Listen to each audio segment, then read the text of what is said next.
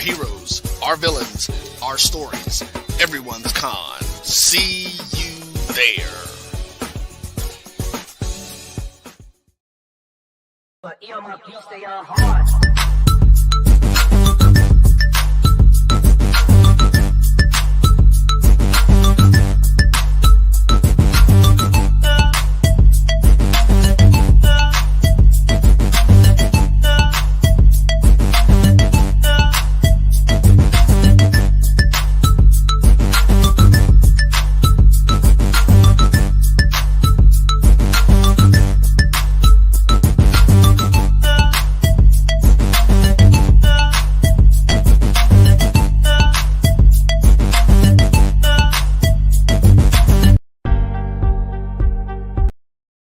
But earmuff, you stay on hard.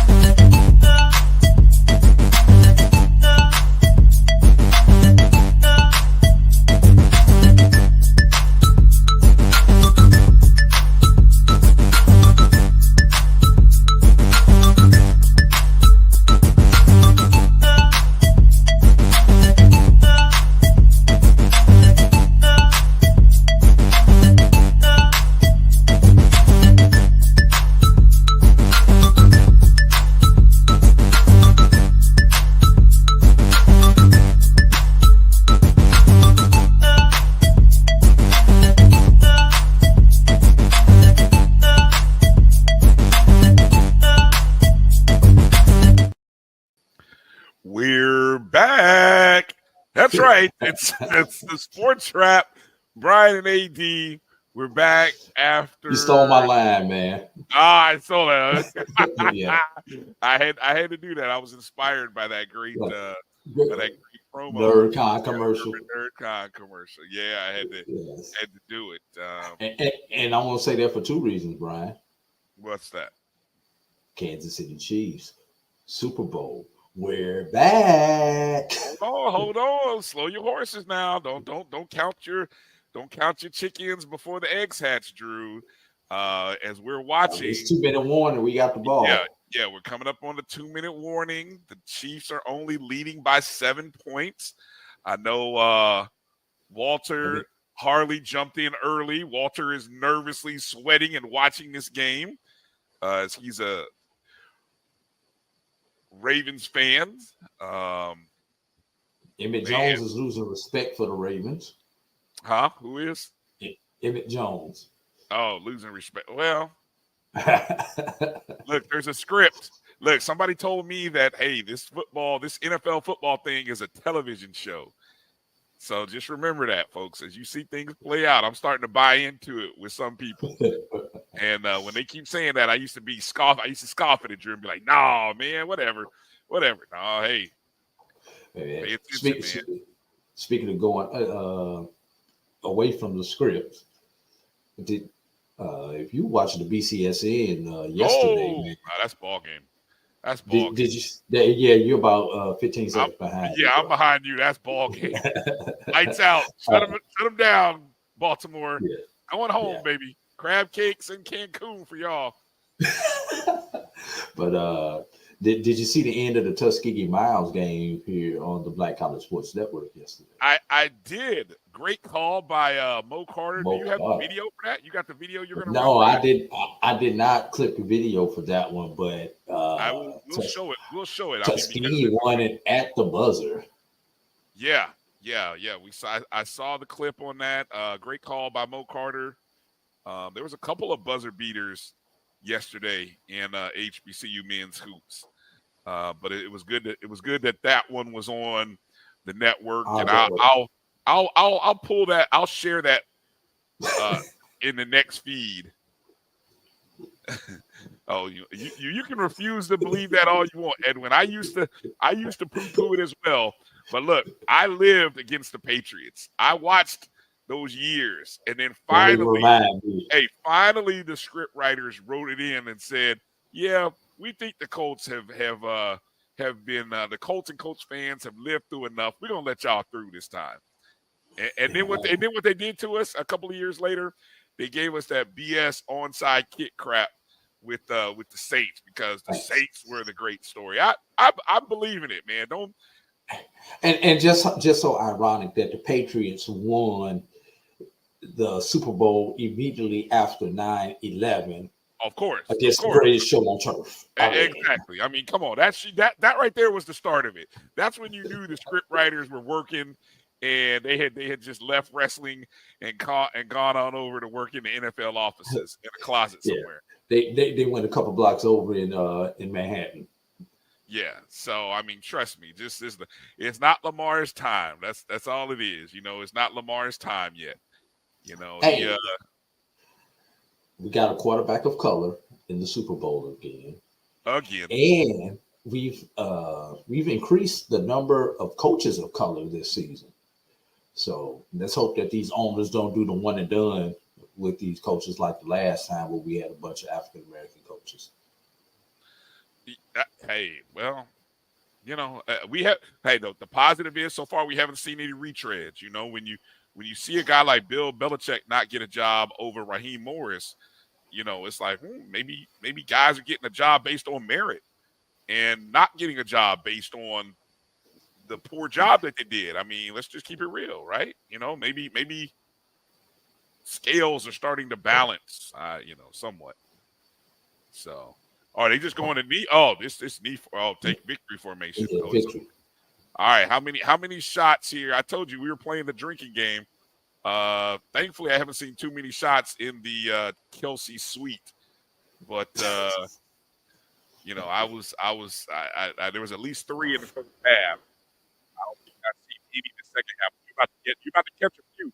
So if you're playing along with the Taylor Swift drinking game, get your cups ready because they're about to go to her about 4 times in the next, I would say, 15 minutes. Get your glasses ready. All right, check your mic, Brian. Check your mic. We got the gist of what you were saying, but check your mic. Look, my mic is going to be popping now. So if you miss me, if you miss something I say, it's just going to happen. Brian, I am going on Amazon when I get some free money. I'll take it. Free money. Or hey, anybody out there? Not the money. I have to do you like I have to do some people. I'll never send you money, but I'll send you what you need. Yeah, send me some equipment. Anybody out there, we'll post something out there and we'll see if see if I can get some. Hey, anybody want to make some donations? You can always do the super chat thing there on YouTube on the JBN. Please help that man out. Yeah, come on now. It's not that, is it? Yes, it is. Anyway, let's go through roll call because we got a lot to talk about today. We got a guest coming up at the bottom of hour 1. Kelvin Rozier, my co-host on the ONG Strike Zone. He's gonna come on the show. One of the longest. We can't call it the longest. So that's the first thing. We can't call it the longest head football coaching search, but it might have been the what's the word? The most chaotic, the most talked about, the most debated coaching search. I don't know. You can flip a coin between FAMU and Texas Southern. Really? Hold on. Yeah. Let's do a poll. You know what? There's the first thing. Which one was more messy? Is that the question we asked? Okay. Is that what we're gonna do? Let's see. Which? I mean, I'm just asking because both of them were messy.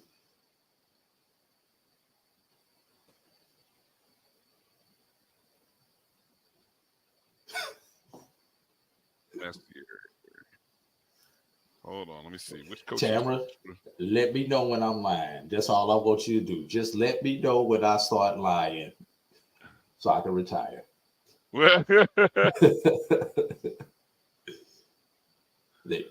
Both these were messy. They were ugly.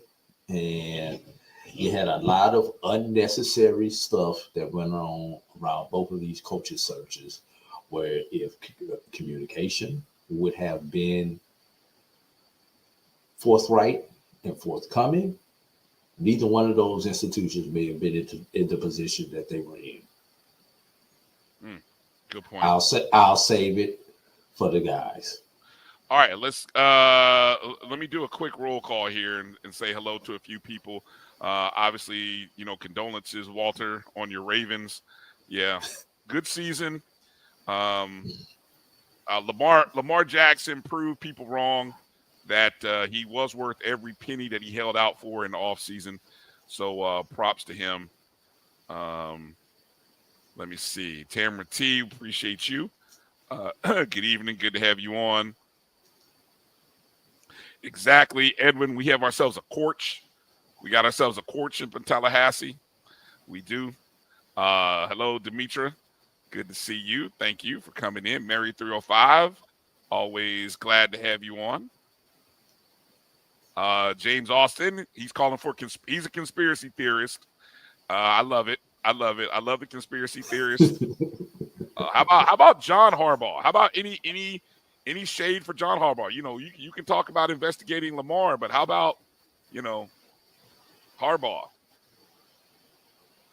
Notice he didn't get the Vegas job. I'll just say it like that. Yeah, hey, exactly. Last thing on the NFL, we got about 15, 20 minutes before kickoff of game 2.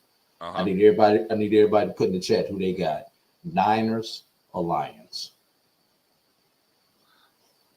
I'm gonna go.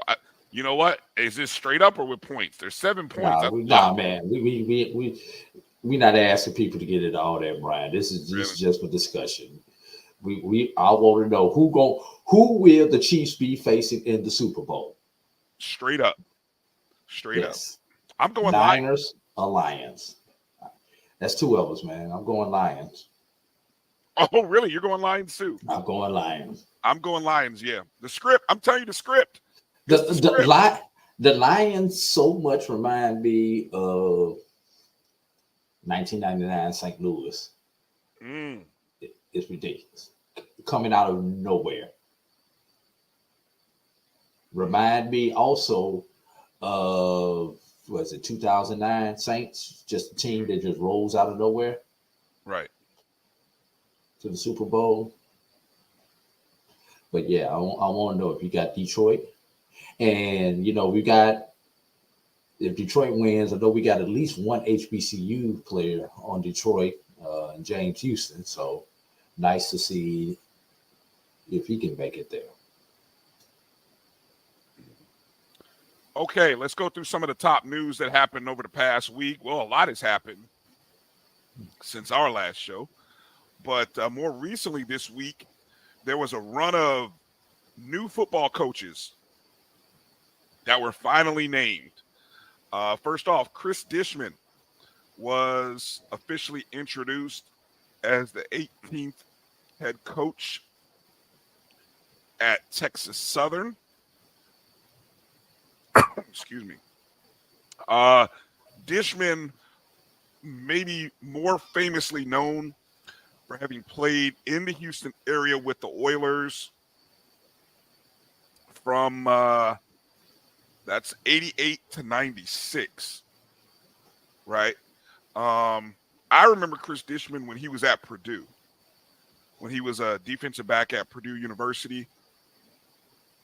Of course, I was still living in Indianapolis then, so, I think he may have even been close to an All-American. He was well known in the Big Ten.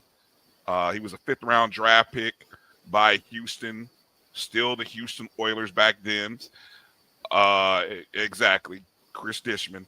But, his resume, when he left out of the NFL in 2000, where after Houston, he was with the Redskins for a couple seasons. But then he worked as a defensive back coach in various stops at colleges, small colleges. Some work in the NFL for years. Mike.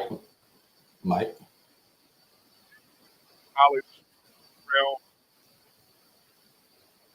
Then you went into the college world. A little bit of time. Let me see. He was with Baylor. He was at Cardinals.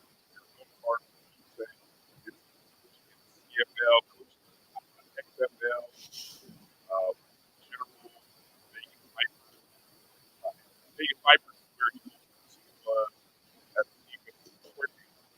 We still having audio issues with you, Brian. Vipers, last couple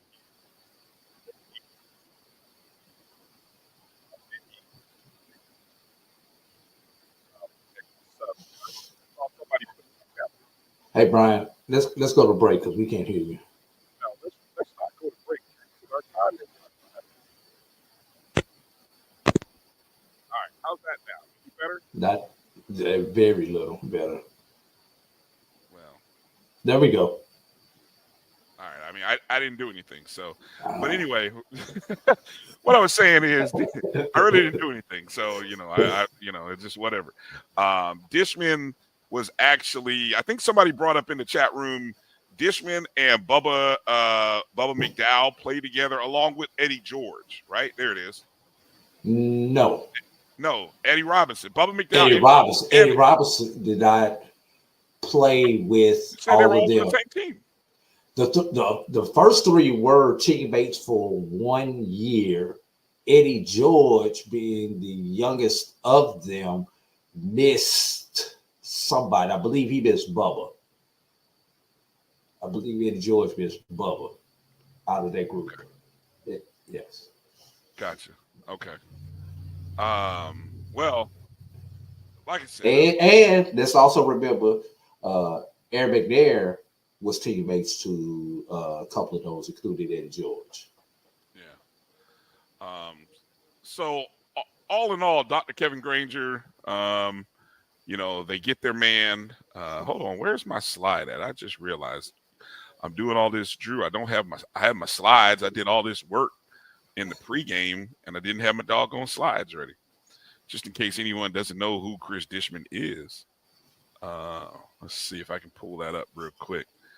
Just tell me your thoughts on the hire, on the decision, Drew, while I pull this up. My thoughts on the decision is finally, man. Honestly, after you screwed Fred McNair over so royally, because he left Alcorn with the intentions, probably agreed in principle when handshake deal, that he was going to Texas Southern. So Texas Southern got what they wanted. They wanted someone with an NFL pedigree, and they were not able to get their first choice due to some unfortunate incidents, basically not meeting the minimum qualifications. So they went out and got Chris Dishman. And I will give Chris Dishman credit over the Andre Johnson choice, because Chris Dishman does come with a coaching pedigree and a coaching background, although be it this is his first time as a head coach. He does come in with some type of coaching experience, which means he's going to have coaching contacts. So he should be able to assemble his staff based on his, I believe it's 15 years of coaching, Brian, if I have that number correct. Yeah. So, he is not, despite the fact he played in the league, he's not coming in like Andre Johnson would have, or even like we talked about with Eddie Robinson a couple of years ago, having never been a coach without that background, those contacts, and everything else that would be needed. So, and Eddie Robinson has done a great job in spite of. So let's see what happens with Chris Dishman, and let's see what happens with that SWAC West. As keep in mind, 4 of the 6 schools in the SWAC West will have a first-year head coach next year, and no one. Let me say that again. No one in the SWAC West has a returning quarterback. A returning full-time quarterback. The closest thing that we have to a returning starting quarterback is Alcorn and Tyler Macon, who started off the season as a quarterback but got hurt during the season. Texas Southern. Well, but see that's the and Texas Southern. You had the young man who backed up. But I thought he was done. No. There it is, right there. Edwin. Okay, he does have another year of eligibility. I apologize about that, Edwin. I thought he was done. Yeah. So, yeah, I But get that's great. you. But that's great. That's great. Yes. Those are your two. I get you. All right. And matter of fact, let me take that one step further. The SWAC is really going to be interesting next year with all of the new coaches. See, you've got 4 on the west side, 1 on the east side with new coaches. If I have the number correct, 5 of the 12 institutions have new coaches. And if we count Texas Southern and Alcorn, we've only got 2 teams with a returning starting quarterback. SWAC may be interested with Bethune's quarterback coming back. Yeah, I don't. I haven't kept up on Bethune. I have no idea whether quarterback's coming back or not. Jackson State played musical quarterbacks. Body transferred to Alabama State. Southern has a returning quarterback in Noah Bodden. Bodden wasn't the full-time starter last year. Yeah, but okay, let's Southern played musical quarterbacks. No, I'm saying of a full-time. Southern had 4 quarterbacks last year. Exactly, but okay, that's why I can't rephrase it and say quarter. I think you got to rephrase it as quarterbacks that have game experience. How about that? Then that's a little bit different. But heck, I come in mop-up duty and have game experience. Quarterbacks who have started a game.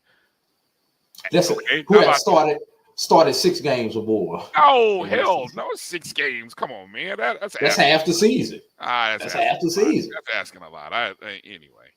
Okay, if you play more than 4 games, it counts against your eligibility. So let's go with 4. I'll agree with you there. Okay, I'll agree with you. 4 or more games. All right, that's fair. Let me move over to another story.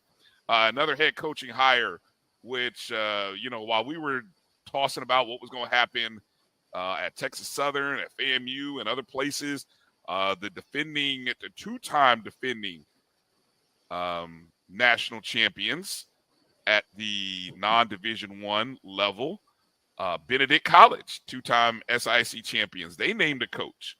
Ron Dickerson Jr. named a head coach this past week at Benedict College.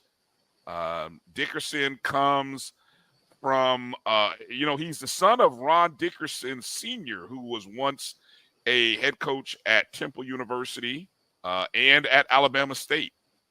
But the last couple years, Coach Dickerson Jr. was working at the University of West Florida with the Argonauts. They were back-to-back Gulf South Conference champions.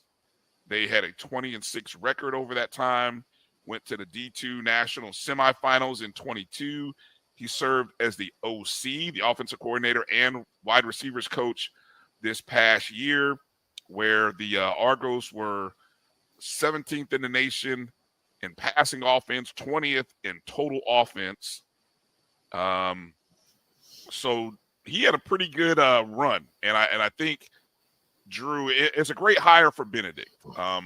They get someone who has a history and has some offensive chops, at the level that they play at, and his family, he and his family. There's a little bit of HBCU ties previously, but I think this is a good hire for Benedict. And this was one of those hires that was a little bit under the radar with all of the discussion going on at other schools. What's your thoughts on Ron Dickerson Jr.? I mean, it's going to be interesting, but when you take over a program that for the last couple of years on the level of Benedict, unfortunately for Dickerson, you have nowhere to go but now. And that's what makes it tough for a coach taking over a program that has built up the expectations to the level that Benedict has for the last couple of years. No one remembers that Benedict was everybody's homecoming date up until 2 years ago. And that first year when they went undefeated, they were on 4 homecoming schedules. And you're not on homecoming schedules most of the time unless you're at that level. where everybody thinks they're gonna get a dub. So let's remember, Benedict's not too far removed from 5-5, 3-7. So do I expect Benedict to take a step back? Yes. Do I expect Benedict to take a step back to the 3-7 days? No, I don't expect him to take a step back. But Brian, you went 10-0 2 years in a row. I mean, right. if you in Vegas, where you put your money at? Benedict is taking a step back, and that's not disrespecting. That's not disrespecting Dixon or anything else. But I'm just trying to be a realist. 9-1 is taking a step back compared to 2 10-0s. Well, the question is, what can he get them? Can he stay in? Can he keep Benedict in contention for the SIC? That's question number one. Because question number two: can they get to the playoffs? Winning. They've gotten used to winning. And the whole part about that second one, Drew, is once you start building a name amongst the D2 voters, they kind of stick with you a little bit. So he's going to walk in inherently because of his previous success at West Florida and the Benedict success in the years before him, where they may end up getting some preseason votes, and then it'll come down to what they'll have to do the winning on their own, right? Yeah. And of course, we haven't looked. We haven't looked at the schedule for 2024, but I don't think it's out yet. But I think, well, I'm just talking about the opponents. I think it's just a flip of the 2023 schedule as far as who they are facing, as far as in conference goes. Gotcha. So that was a pretty favorable schedule for Benedict. I think realistically, best case for Benedict,